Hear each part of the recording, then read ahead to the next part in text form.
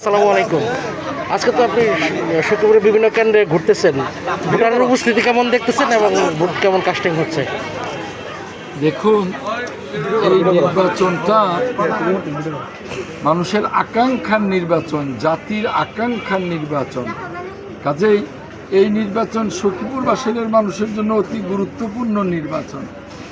আর আজকের নির্বাচনে ভোটারদের যে উপস্থিতি, যে উৎসাহ, এটা অত্যন্ত আশাপ্রদ এবং আমি মুগ্ধ যে ভোটাররা দলে দলে এসে তাদের ভোট প্রয়োগ করছে।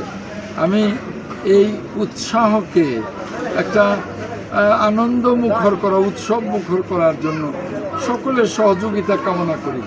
যেমনি কামনা করি রাজনৈতিক দলগুলোর, তেমনি কামনা করি সিভিল প্রশাসন, মিলিটারি প্রশাসন এবং পুলিশ প্রশাসনের।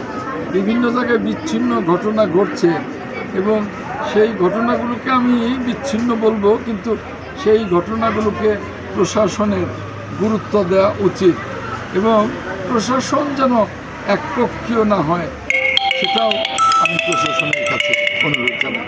ধন্যবাদ।